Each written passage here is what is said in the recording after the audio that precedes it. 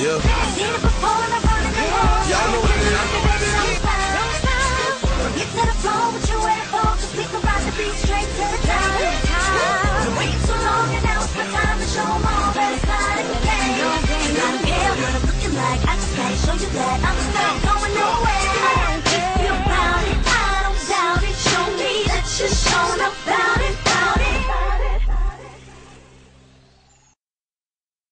Welcome to the Life in the Now broadcast. Today we're talking about restoration. When you make a full comeback from a fall, from making a mistake, from being hurt, God is a restorer. And it's time for us to stand up and get back up and do what God has called us to do. This show is all about showing life outside of the church, life after the church. Once we shout, once we pay our tithes and our offering, once we do the things that we know we're supposed to do, what do we do after that? What do we do in regular life? We want to show God in our everyday life. So people need to see what happens in the life of men and women of God. Sometimes bad things happen. Sometimes they've had bad childhoods.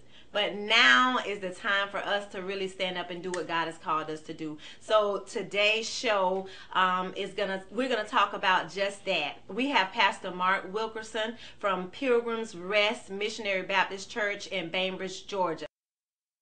Welcome, Pastor. Thank you so much. Well, thank you for joining us Good to be today.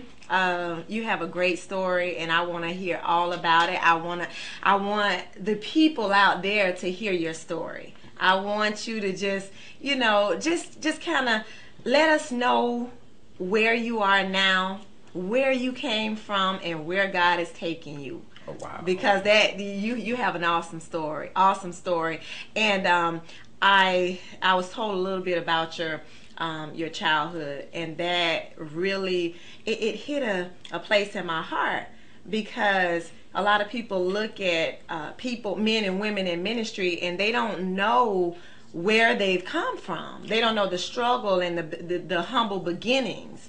So share a little bit about your beginnings with us. Oh, wow. Where do I begin? I came up as a foster child, and I guess that all happened I really didn't find out until my 8th grade year. And back when I was going to school, probably when you were going to school, at that time they had what is called apprentice. And apprentices would come in to learn how to be a teacher. And one day I went to physical education for gym, and we had an apprentice, and it was her turn to take the role, and she was taking the role, and she got to my name. She said, "Oh my God, I know you." And I'm looking at this lady like, wow, who are you? She said, "But I can't tell you until Friday. I'll tell you on Friday." So I didn't think much of it, but I didn't know her. So we got back to Friday, and went back to gym, and that's when she came in, and she said, "I hate to tell you this, but I'm glad to tell you this. I'm your aunt." Wow. And I'm like, help me. From a teacher. From a teacher. And so she began to tell me what had happened, how I ended up where I ended up, what had happened with my mom. And that was, my mom had one of those wild lives, and she was doing the heroin thing, and she was living her life, and she left me. My mom had told of 6 children, and she took all the kids and placed them with different friends, and she was going on with her life, and she left me in the house, and somebody discovered in 3 days, well, what did she do with Mark? And they came back to the house. I was found. I was at the house. I was in the crib. From the way it was told to me, and I did go back and do some investigation, is that a rat had ate off the heel of my foot. I was in my fecus, and it's basically like I was left for dead. And from that point on, I was found by one of my biological family members, got into the hospital. And after I was released from the hospital, they released me to my grandmother. But at that time, my grandmother had 13 children of her own. Are you In serious? a 2-bedroom apartment. 13 children. Oh my God. And so she said that she could not take another child. So she called Family and Children's Services. And at that time, they came, they got me, And at that time, I was placed in different homes until they can actually find a home for me to be placed in. So I was put in a foster home, and then around the age of 17, I said, you know, I got to do this on my own for myself. And so at that time, I left. I moved out, ready to live my own life, do my own thing. I think one of the things that I'm going to always remember is that Scripture says, raise up a child in the way they should go, and they will not depart from it. Right. So I did get out there, and I did have the wild life. I did the party scene. I did the drugs. I just living life. Right. We all have, you know. We lived our lives. We lived our lives. But there was always something that gnawed at me.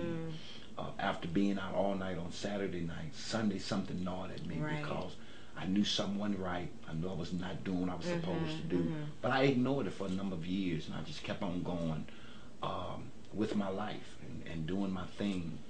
And probably right around 20, 21 years old, had an incident.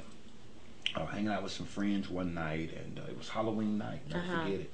We were getting high, we were drinking, and when the so-called party was over, my friend's car wouldn't start.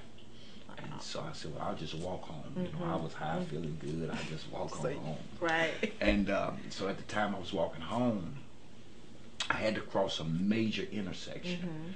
And I was high. I stepped out in the intersection. There was an 18-wheeler. And I don't know how he stopped that thing, but he stopped it on the money. And I lost my high. I wasn't drunk no more. It's like I just came to myself. And when I recognized I'm standing in the middle of a major intersection in front of an 18-wheeler. Now, the man jumps out of the truck, he's cussing, he's hollering at me, but I can't pay him no attention because You're messed up now. I'm messed up now. You're in the middle of a major intersection. And I still got 4 more blocks to walk. But as I was walking, it dawned on me. I said, okay, God, whatever it is you want to do with me, you got me. Yes. You got me. There was always something that gnawed at me as a child, and I carried it over into my adult life. I could not figure out how a mother could give up her children. So I had to have the answer to that. Right. And I've always been a person that was straightforward and very direct, and I know that came from what I had been through. And so what I did was I started investigating to see what had happened, and I found out that she was living her life, she was doing drugs, she was shooting heroin. So kids wasn't on her agenda. Right. But then years up the road, I had to thank God because sometimes we can't see the blessing because we're so caught up in the stuff that really don't amount. Exactly. And so so after a while, you know, I discovered that I was not supposed to stay. She might have been the woman that birthed me. Right. But that was not the woman that was supposed to raise me. My God. And I didn't really get that lesson until I was about 40. Wow. See, Pastor Mark, I'm telling you, your story is so awesome because just by looking at you, I never would have known. And you know, we've been friends for a while, and I'm like sitting here like, why would you do me like this? You know, you would just tell me this, but I really want people to hear and to know when God has a calling, when there's a calling on your life and God has an assignment for you, nothing can stop you but you. Right. Nothing but you. And we're going to take a short break, and we're going to come back and have Pastor Mark share a little bit more about his story. Stay tuned.